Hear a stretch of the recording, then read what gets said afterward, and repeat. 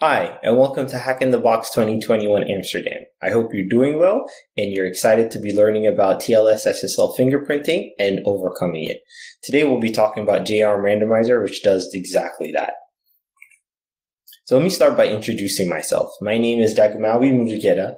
I am currently a threat research engineer at Netscope. Previously, I've held positions as a researcher, software engineer, and developer at multiple companies. I have my master's in cybersecurity from Drexel University, and my interests span capture the flags, exploit development, and abuse, and general research of cloud applications as well. Cool. So let's talk about what the rest of this talk is going to be. We will start by, or the goal of this presentation is to talk about SSL and TLS fingerprinting and take a look under the hood of JA3 and JARM. And then we'll talk about how JRM fingerprinting particularly isn't bulletproof as a lone tool. And then we will segue into how miner-side, server-side changes or configuration tweaks result in different JRM fingerprints. And finally, we will package all of this up and present or provide a tool to switch between these configurations to return a different and desired JRM signature. Cool. So let's start by talking about what JA3 and JRM are. To do this, we need to take a step back and talk about the TLS or SSL handshake. So TLS and its predecessor SSL are generally used to encrypt communication between applications like internet browsers and target servers, right? So typically when you type in your username or your password to log into facebook.com, right, this data is passed back and forth in an encrypted fashion. So someone in the middle can't read that data. And this encryption is set up in what's called a TLS handshake. So you have a diagram on the side of what a typical handshake looks like. The client or the browser initiates it by sending a client hello that contains cryptographic algorithms that are supported by the client. These are referred to as the ciphers. Some versioning details about what the TLS handshake should look like. The supported extensions, a list of compression methods, and other session-related parameters as well. In response, the server sends back its own server hello message when a satisfactory set of algorithms have been selected and they've been confirmed. Subsequently, after doing all of this, the server and client will proceed to verify each other's authenticity via digital certificates and derive session keys to tunnel the remaining traffic in an encrypted fashion. Now, one thing to note, these packets are heavily reliant on the packages and methods and operating systems that are used to derive it. So when building these applications, the selected packages and the libraries and what platform we choose to run our application on severely influence these parameters in these packets. Cool. So let's talk about what JA3 does now that we know what the TLS handshake looks like. So JA3 was a tool that was introduced by Salesforce in 2017. And the goal is really to fingerprint these TLS client hello packages, right? So that first initial bit of that TLS handshake where the client sends its client hello message, we want to fingerprint those. And we will look at specific fields in that TLS client hello packet. And these fields are the TLS version, the supported ciphers, the extensions, right, the elliptic curves or the supported groups, and the elliptic curve point format. So these 5 fields are what we grab out of these TLS client hello packets, and then we will aggregate them together and hash to produce that final fingerprint.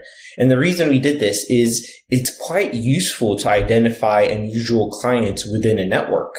So by taking these fingerprints, we can actually group client applications like Google Chrome browsers and Internet Explorer browsers and your system, like clients like Slack and all these things can be grouped together within a network by just fingerprinting this portion of that TLS handshake.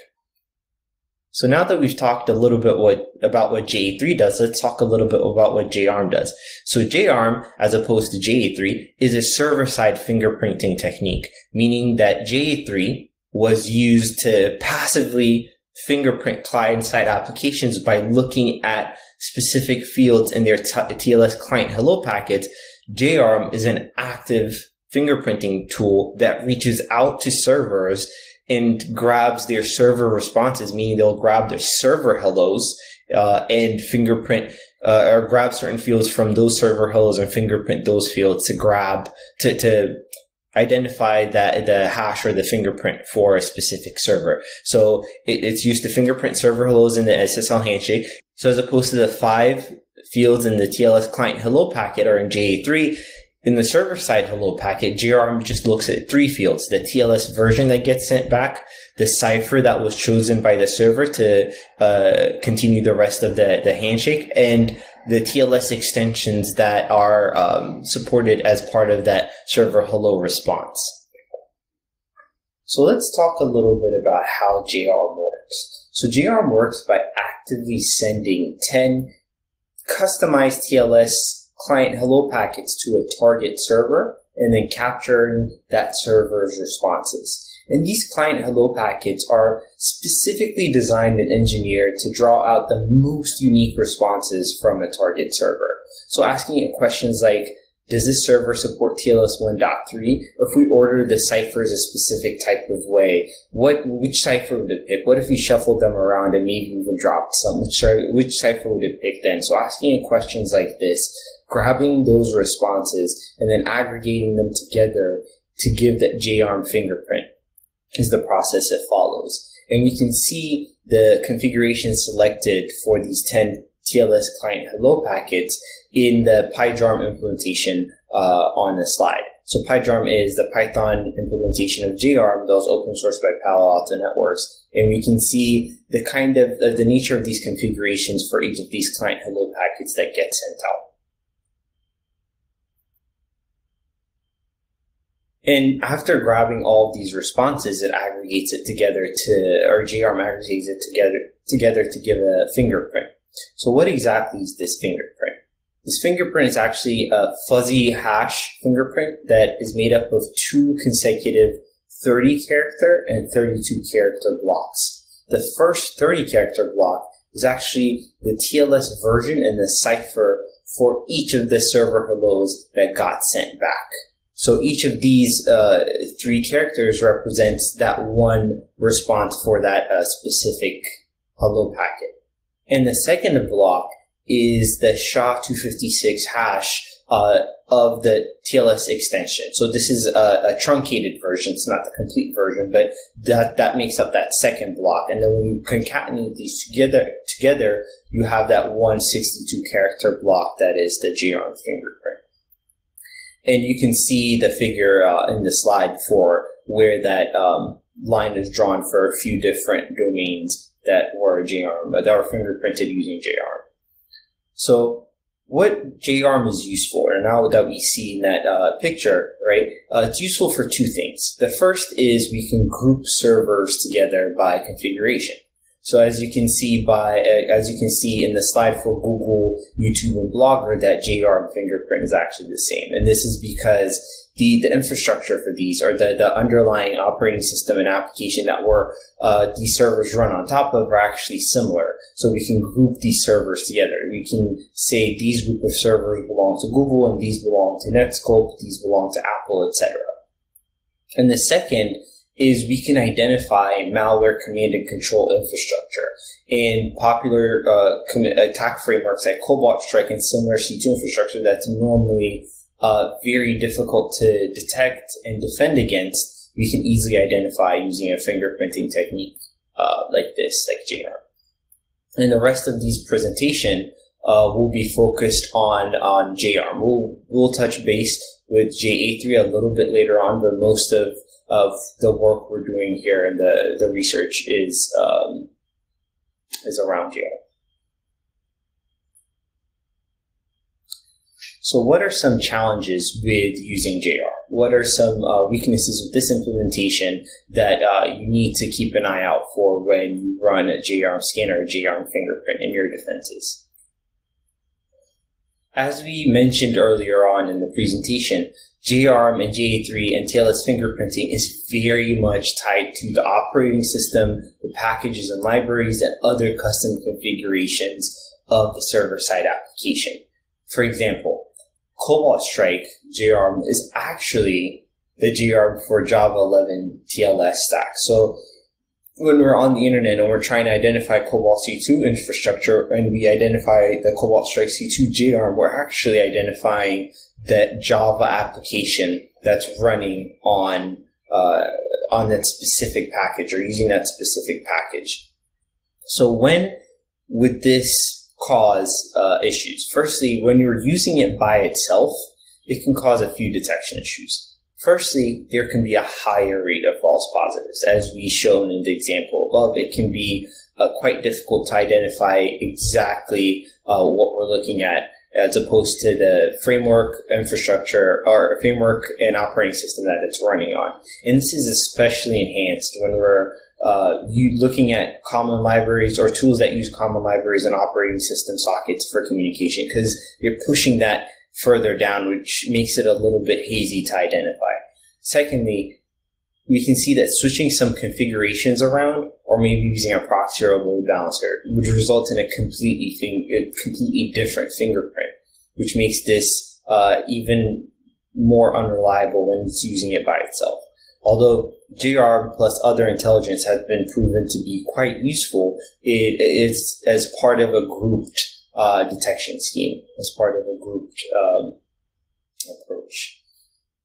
So while it's not completely trivial to get a new JARM fingerprint, as opposed to mechanisms like the user agent string, which is just a header and a request you can change, JARM by itself is actually not bulletproof as well. So now that we've talked a little bit about what JARM is, what the weaknesses and challenges are, and how it works, let's talk a little bit about how these server-side changes or these server-side tweaks, specifically in TLS version and the cipher supported by the server, would affect the overall JARM fingerprint. So this was a test that was run on a Mac OS system using PyJRM for fingerprinting. PyJRM is a library implementation of JARM that was introduced by Palo Alto Networks.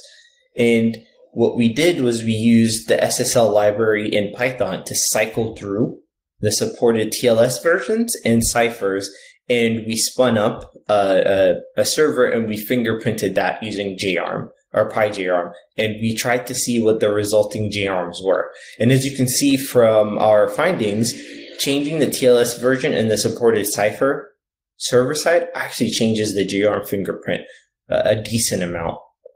So how can we use this to evade JARM? Now that we know that changes in server-side configs can actually result in a completely new fingerprint, how can we use this knowledge as a red team operator or a penetration tester to give ourselves the upper hand when evading JARM fingerprinting?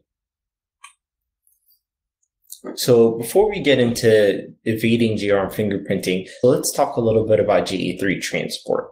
JA3 transport was presented in 2019 by the CU cyber team, and it's a Go library that's specifically used to evade client-side JA3 fingerprinting. So if you remember from our initial presentation of JA3, JA3 is used to passively fingerprint client hello packages to identify what kind of application made that request. So things like your browser versus a Slack client or some malware that may be on your system. Right, JA3 can be a really useful tool to fingerprint and identify these client applications. JA3 transport is a library that you can incorporate in a Go executable or a Go binary to evade this kind of fingerprinting. In this talk, we'll present JARM Randomizer, which is the server side. You can really think of it as the server side equivalent for JA3 transport. And it achieves evasion by cycling through these supported configurations to give the desired JARM fingerprint for red team operators and penetration testers.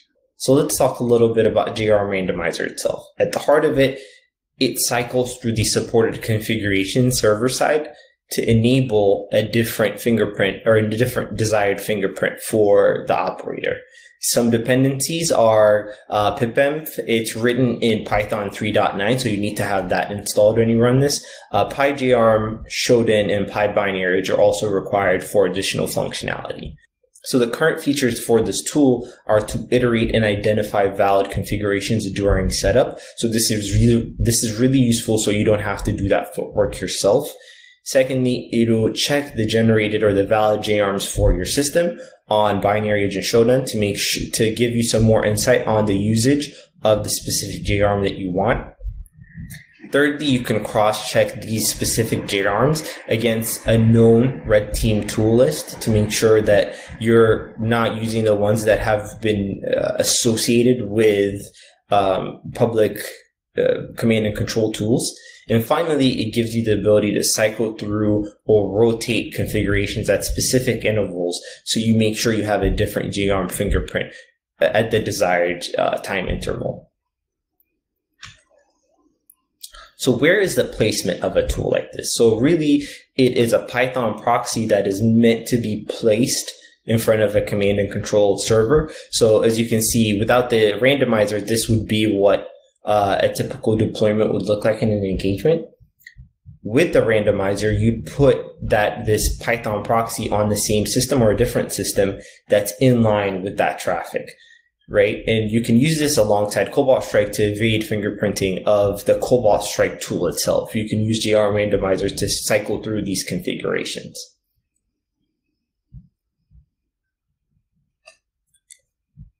So let's talk a little bit about the setup process and what this tool gives you when you do that setup. The setup is actually required for this tool to run, so it can identify the supported configurations on the system, and it also helps you lay that kind of groundwork that's required to run the process successfully later on. And what it does is, the first thing is it grabs those list of ciphers that supported on the system, right? And then it finds all the possible JARMs by rotating through the TLS versions of the supported ciphers, and it validates them. And once it validates them, it tells you how many JARMs that it found that it can support on the server side and how many TLS cipher pairs generated those JARMs. And if you've supplied an API key for BinaryEdge or Shodan, it grabs those metrics for the JARMs and the usage on the internet, and it'll give you some statistics on that as well. And once it's laid all this out, it'll give you the command you need to run so you can have that proxy deployed and ready. So let's talk a little bit about one test run on a Mac OS system, and let's analyze some of the findings. So on a Mac OS system, we identified 31 possible JARMs across 48 TLS cipher pairs. And in this table, we can see the top 5 JARMs when sorted by occurrence in Shodan, right? And we've also co-referenced or correlated the JRM fingerprint against the known list of red team tools from a publicly available repo to grab that usage as well. So the important things to note here are 2 TLS and cipher pairs can generate the same JRM. As you can see, for the 5th entry, 18 TLS cipher pair instances actually generated the same JRM fingerprint. And while it might not be completely obvious here, because this is showing the top 5, but if you saw that complete list, there is a sway towards Python product. And lastly, you can see that second JRM field actually matched 5 red team tools. So as a red team operator, you might want to keep that in mind and maybe avoid that specific entry to maintain operational security. And all of these, the BinaryEdge, Shodan, the red team tools are all supported by the randomizer itself. So these are statistics you can pull out if you wanted to run this on your system and get some stats back. So let's talk a little bit about the two use cases that we feel the field really benefit from. There is a configuration file present in that repository, so if you wanted a specific configuration, you can achieve it. But these are the two that we feel are very important for people in the field. The first is to serve one preferred JARM. So you've done that analysis that we saw in that previous slide, and you found that JARM fingerprint that you want to run that meets your criteria for operations. So you can grab that configuration, set it in that configuration file, and it'll run for that JARM fingerprint for as long as you want. The second is maybe you want to cycle through these configurations every 5 seconds or every day or every month. You can set that in the configuration file as well, and it'll cycle through these supported configurations with a little bit of downtime to swap out restart that server, and you'll have that a new JARM that's supported on your system as well. So what are some limitations from using this tool? One, there's a finite number of signatures. Like we presented earlier, and we've talked about many times in this presentation, these fingerprints are very reliant on the underlying operating system, the packages libraries. So you will not have that infinite space where you can generate that specific JARM that you want. You are limited by the signatures that are supported on your system, right? Secondly, the client compatibility check is very much required. So what we've done here is, or in the setup process, we've checked the server. The server has checked whether it can negotiate a successful handshake itself with a server that it stood up. And if it passes that check, then we give that a check mark for those configurations. But you also want to make sure that the client you're packaging and deploying on these red team engagements or these penetration test assessments, you want to make sure that client can also successfully make a handshake with the Python proxy to make sure there isn't an issue setting up a connection there. Thirdly, JRM Randomizer does not make any changes or have any type of support to mangle the traffic itself to avoid detection, right? So the traffic itself might be identified by other behavior-based methods or other C2 traffic identification methods. And lastly, and this is the most important one, this is not exhaustive yet. Right. We have done a decent amount of work here, but it's not complete. This is meant to be a step in the direction to fully evade fingerprinting. And we feel that this is important enough to share with the community, but there's definitely a lot more work that needs to be done here. Right. And some of the work that we'll do to improve this is one, we'll scale to generate a larger list of signatures for sure, to tackle number one. Secondly, we would like to have functionality where you can just point this at a server and say, I want that server's JARM, and you can achieve that configuration as well. And lastly, we trying to come up with, and this is more on the defensive side, we want to come up with a TLS-based fingerprinting technique that is more difficult to evade than JARM and J3. And both of these are amazing to include. Are great to include as part of your tooling infrastructure, and we want to add on and improve these as well. Finally, we want to give amazing recognition for the Salesforce engineering team for JN3 and JARM. They have done an amazing job at identifying these phenomena and packaging them up or releasing them for the community. And they also did a great job of documenting and coming up with cool GIFs as part of their blog, which I shamelessly borrowed for this presentation. And the CU Cyber team for J3 Transport, which these two teams really kind of laid out the groundwork to do this project and bring JRM Randomizer to you guys. And in the spirit of matching J3 JRM and J3 Transport, we are open sourcing JRM Randomizer, and we hope you guys take it, play around with it, make changes as well. So let's talk a little bit about what the takeaways are, and we can conclude this presentation. So the takeaways are, first, the JN3 and JARM. What are they? how we can use these in our systems, how they work, and talked a little bit about the background for these. Secondly, we talked about how JARM is really not reliable as a lone tool by itself to fingerprint these servers, right? Thirdly, we showed that just minor server-side changes and configuration tweaks actually result in different JARM fingerprints. And finally, we packaged all of this up and presented it as JRM Randomizer, a tool that you can use to cycle through these configurations, and red team operators and penetration testers can actually use to maintain operational security. And finally, this is an active area of research that we very much are involved in. So keep an eye out on our blog for the latest from our research and tools and other interesting stuff as well. Finally, if you need to follow me, reach out to me, message me. That's my Twitter handle. My LinkedIn is right there. GitHub link will also be available for you guys. So feel free to reach out on any of these. And if you want to keep up with us and what we do here at Netskope, follow our blog and see what cool stuff we have. Awesome. Thank you very much for your attention. I hope you got something out of this presentation, and I hope that you enjoy the rest of your time here at Hack in the Box 2021 Amsterdam.